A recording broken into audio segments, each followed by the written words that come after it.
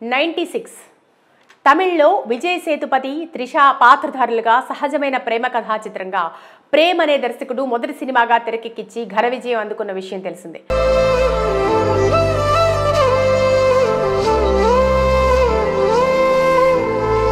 ఈ చిత్రాన్ని తెలుగులో సమంత శర్వానంద్ రీమేక్ చేయగా దిల్ రాజు నిర్మించారు.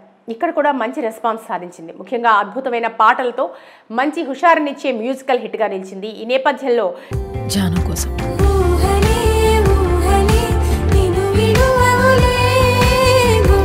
మళ్ళీ ఈసారి ప్రేమ్ దర్శకత్వంలో కార్తీ, అరవింద్ స్వామి, దివ్య ప్రధాన పాత్రధారులుగా స్వచ్ఛమైన పల్లెటూరి కథగా ఫీల్ గుడ్ ఎంటర్టైనర్ గా సత్యం సుందరం అనే చిత్రాన్ని రూపొందించాడు.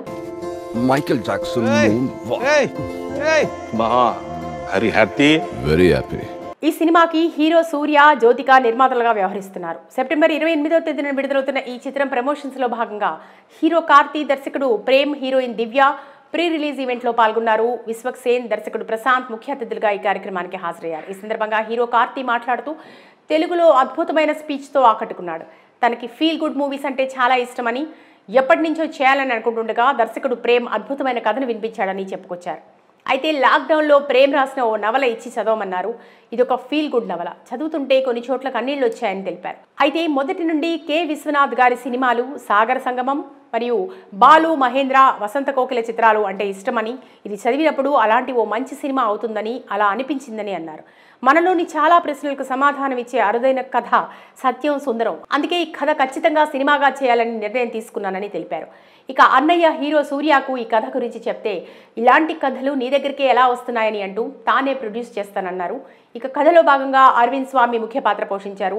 ఆయన పోషించిన పాత్ర పల్లెటూరి నేపథ్యంలో ఉందని, అమెరికాలో పుట్టి పెరిగిన వ్యక్తికి ఆ పాత్ర సూట్ అవుదని అనుకున్నాను. కానీ అరవింద్ స్వామి నేను చిన్నప్పుడు పల్లెటూరులోనే పెరిగానని చెప్పడంతో ఓకే అనుకున్నాను. నిజానికి ఆయన చెప్పిన దానికంటే తన పాత్రలో బాగా లీనమై నటించారు. ఆయనకి తప్ప ఈ పాత్ర ఎవరికీ సూట్ అవ్వదని కార్తీ వివరించారు. ఇక ఈ సినిమా రాత్రి 10 నుండి ఉదయం 5 గంటల వరకు నిరంతరాయంగా షూటింగ్ జరిపాం. ఖచ్చితంగా సంస్కృతి మూలాలతో పాటు హ్యూమర్ టచ్ని అందిస్తూ అద్భుతమైన మాటలు దర్శకుడు ప్రేమ్ రాశారని, ప్రతి ఒక్కరూ ఆస్వాదించే సినిమా సత్యం సుందరం అంటూ కార్తీ తెలిపారు. ఇక తను చేయబోయే భవిష్యత్తు ప్రాజెక్టుల గురించి తెలుపుతూ వచ్చే ఏడాది ఖైదీ 2 ఉందని, ప్రస్తుతం సర్దార్ 2 షూటింగ్ జరుగుతుందని పేర్కొన్నారు. ఇక ప్రేక్షకుల కోసం తన సినిమా డైలాగులని అదే నీవు ఇదే నేను అంటూ ఇళయరాజా పాట పాడి ఫ్యాన్స్ ను కార్తీ అలరించారు. మన పూర్వీకుల చరిత్ర, స్వర్ణ యుగం, గ్లోరియస్ పాస్ట్.